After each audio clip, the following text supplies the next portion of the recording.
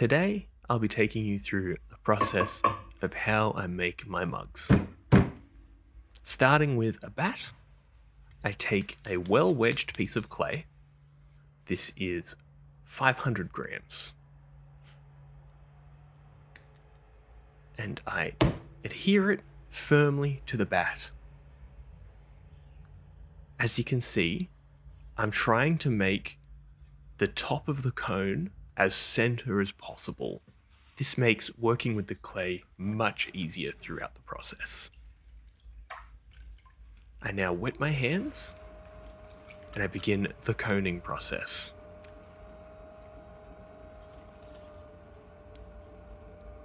So, mostly using the meat of my left hand,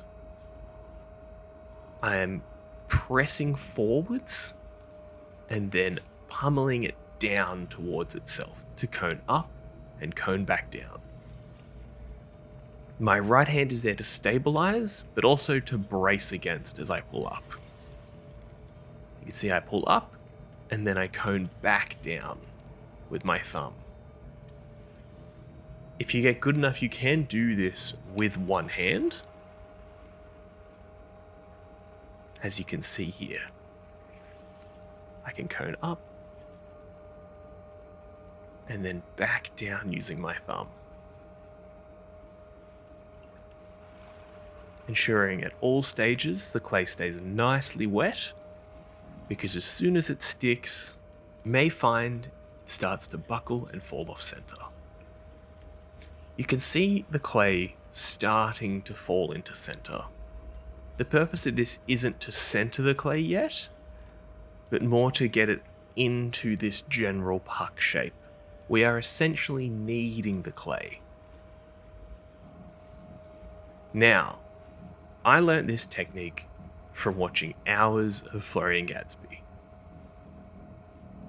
I use my left hand like a wall, and then my right hand like a wedge, and I'm creating an L shape between my two hands.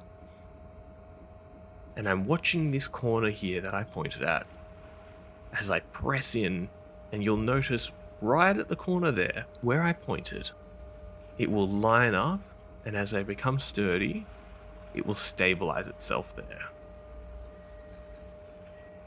So this centering process, I'm applying equal pressure with my left hand in my palm and equal downward pressure with the bottom of my right fist. I rest my fingers on top to ensure there's no movement, and then I simply clean the edges up. Now, this is a opening technique I've personally been developing. I use my thumb as a tool on my left hand, and then all of the pressure comes from my right hand. The job of my left hand is simply to brace and be punctured in, while my right hand is applying the pressure. I use both hands like they are one tool though. They are both constantly in contact with each other, moving on and off slowly. As you burrow in, you will notice it will dry out very quickly, so you may need to lift up slowly and reapply water. Now I will begin opening up the piece. So using that same technique as before, but pulling out. But first, I like to check the piece is the correct depth. So using a needle tool, I will take the water out first, then drop it down into the middle of the base, and puncture a hole, and then lift it up, just like checking the oil of a car. And I want about a finger's depth. So using a similar technique as before, with my thumb and fingers, I will brace my hands onto the wheel, and instead of diving down, I will pull towards myself, like you would using a rowing machine.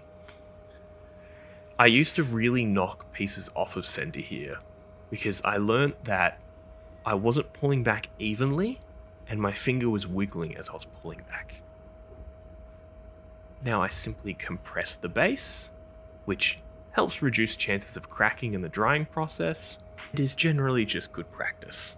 I like to spend a lot of time here, as I sometimes reduce the base quite thinly in the trimming process. I then collar the clay up, slightly stabilize, and get ready to pull the walls up. I now reduce the speed drastically, and I like to use the classic potter's knuckle technique to pull the walls up. With this, the first pull, I'm mostly using pressure from my right hand and bracing against it with my left hand inside. And that's just to get all of the weight up and moving in a general direction. On the second pull though, as you can see, I bellow out the inside. You can really see this at the front of it, as you can see a bellowing out. And then I'm pulling that mass of clay up with my knuckle. And then as I come to the top, I slowly release. Then gently recollaring it in, and bracing the top to make sure it is clean and neat.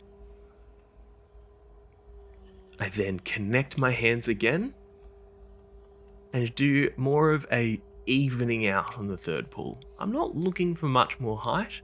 I'm just trying to make sure the walls are even throughout the pot, as ensuring the walls are even is a crucial part to making sure your pots dry successfully. I then take a trimming tool and clean up the bottom. This both braces it, but also helps in the trimming phase later. I then try and create a straight line from the bottom all the way up. Notice I'm not pressing into the pot, I'm simply just dragging the slip off with the sharp edge. I then pull all of the water out from inside the pot so it doesn't degrade the base. And I wet my hands. And this is where I do my shaping. Now that I've created the cylinder, I want to create a very straight edge along my pot. Using a wooden tool, you can use wood or metal, but I've currently been using wood as sometimes it has less friction and drag. And then from the inside, I'm pressing up against the wooden tool. Then taking a wet sponge, cleaning up the rim, and making sure I'm happy with the shape. Pretty stoked. Now I take my wire tool, tighten it, and slide it underneath the pot. And as these are tiles, I need to take my tool and pry it off of the clay on the bottom. And then simply lift away and leave it to go leather hard, ready for trimming tomorrow. And now I'll give you the satisfying part of cleaning up.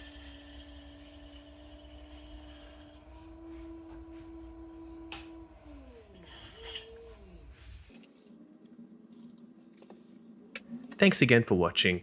If you enjoyed this content, please like and subscribe and do everything the YouTube algorithm loves.